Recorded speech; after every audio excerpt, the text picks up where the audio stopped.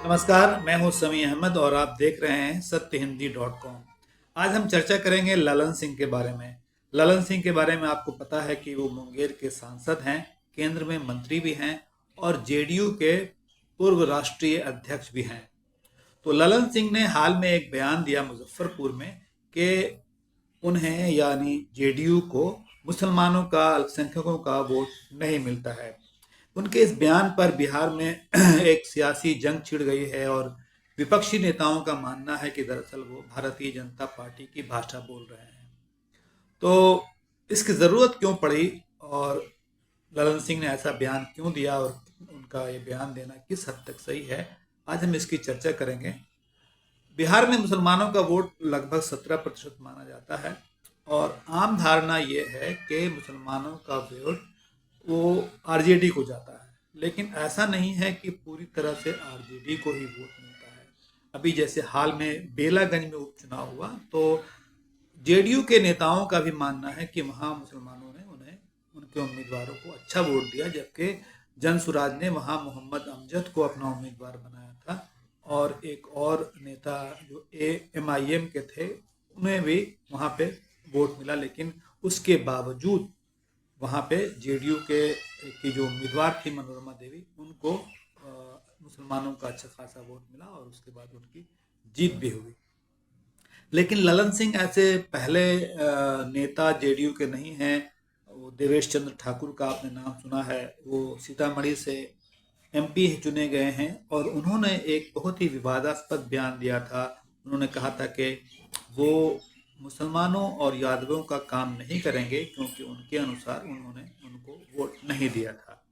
इस तरह का जब उनका बयान आया तो काफ़ी विवाद हुआ। हालांकि बाद में उन्होंने कुछ सफाई वगैरह भी दी, लेकिन उसका कोई फ़ायदा नहीं हुआ। और सिर्फ धर्म के नाम पर नहीं, जाति के नाम पर भी जेडीयू के नेताओं का बयान विवादास्पद रहा है। मंत्री हैं अशोक कुमार चौधरी, जेडीयू के सीनियर लीडर माने जाते हैं, नीतीश कुमार के काफ़ी करीबी माने जाते हैं।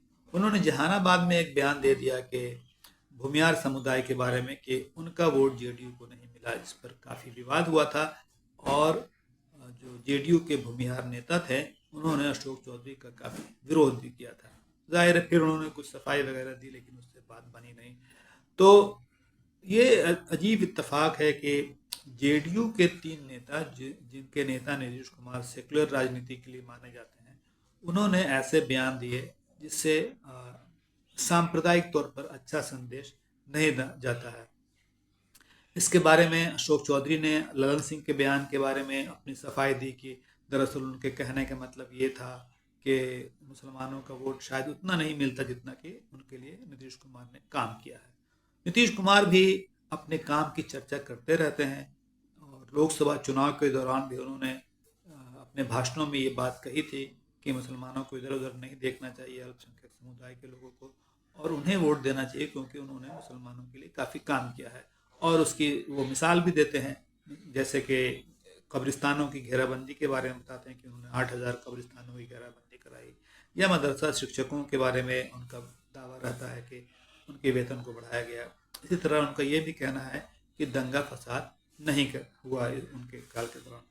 लेकिन दिलचस्प बात यह है कि उन्हीं के काल के दौरान गिरिराज सिंह, प्रदीप सिंह जैसे नेताओं ने ऐसे बयान दिए जो काफ़ी विवादास्पद माने गए, नफरत भरे माने गए। खैर, तो ललन सिंह के बयान के बाद कई नेताओं ने अपना बयान दिया। जैसे आरजेडी के अख्तरुल इस्लाम शाहीन हैं, वो काफ़ी सीनियर लीडर हैं, विधायक हैं। उन्होंने कहा कि ललन सिंह दरअसल भारतीय जनता पार्टी की भाषा बोल रहे हैं, वो उनके करीब जाने को हैं। इसी तरह से शकील अहमद खान एक सीनियर लीडर हैं कांग्रेस पार्टी के, उन्होंने पूछा कि क्या ललन सिंह के पास कोई एक्सरे मशीन रहती है, क्या वो हर बूथ पे खड़े रहते हैं कि जेडीयू को उनका वोट नहीं मिलता है। यहाँ पर एक बात याद रखने की ये है कि नीतीश कुमार भी मानते थे पहले कि उन्हें मुसलमानों का वोट अच्छा मिला है, बल्कि उन्होंने तो यहाँ तक कहा कि उनकी वजह से मुसलमानों ने भारतीय जनता पार्टी को वोट दिया।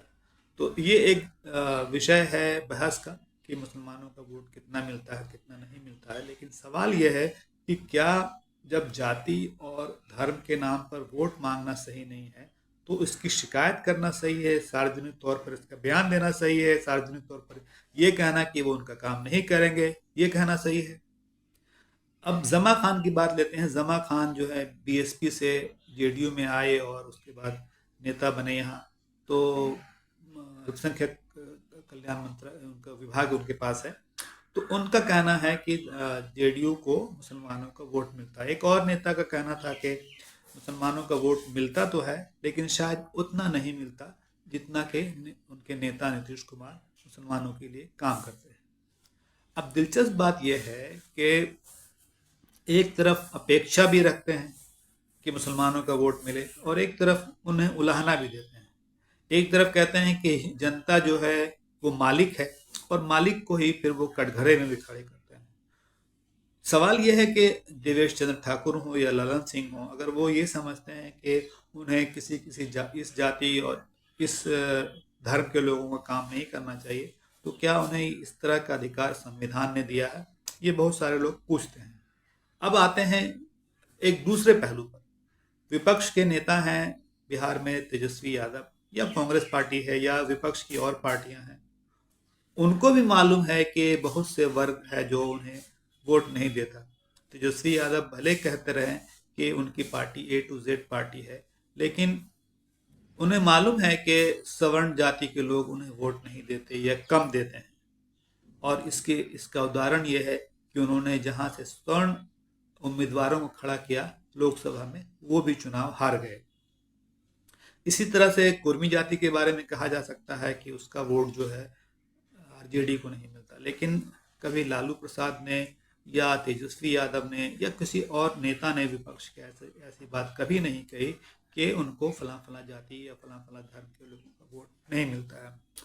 तो ये बात बहुत अजीब लगती है और समझ से बाहर लगती है कि आखिर जेडीयू के नेताओं को इस तरह के बयान देने की क्या ज़रूरत है? क्या वो किसी फ्रस्ट्रेशन में हैं, किसी हताशा में हैं? क्या उन्हें इस बात का शक है कि 2025 के चुनाव में भी मुसलमानों का वोट उन्हें नहीं मिलेगा या यादवों का वोट उन्हें नहीं मिलेगा? तो मान लेते हैं कि उनको नहीं मिलेगा वोट, तो क्या ये तरीका सही है कि उनके बारे में शिकायत की जाए, उनके बारे में ये कहा जाए कि उनका काम नहीं होगा? क्या ये नहीं कर सकते नेता कि उनसे जो है जिस तरह से बाकी लोगों से वोट की अपील करते हैं उनसे भी वोट की अपील करें? और जैसा कि मैंने अभी बताया कि बेलागंज में उन्हें अच्छा खासा वोट मिला क्योंकि उनके जो मुस्लिम नेता थे उन्होंने वहाँ काम किया। अब ये भी ज़रूरी है कि उनका संवाद कितना है। जैसे अभी वक्फ बोर्ड का मामला है, वक्फ बिल का मामला है, तो इस मामले में लगातार मुस्लिम नेता ये कहते रहे हैं कि नीतीश कुमार को इसका विरोध करना चाहिए क्योंकि वो एक सेकुलर नेता की छवि रखते हैं। तो ऐसे मामले में जब ललन सिंह ने संसद में वक्फ बिल के समर्थन में अपना भाषण दिया तो मुसलमानों को उनसे शिकायत हुई।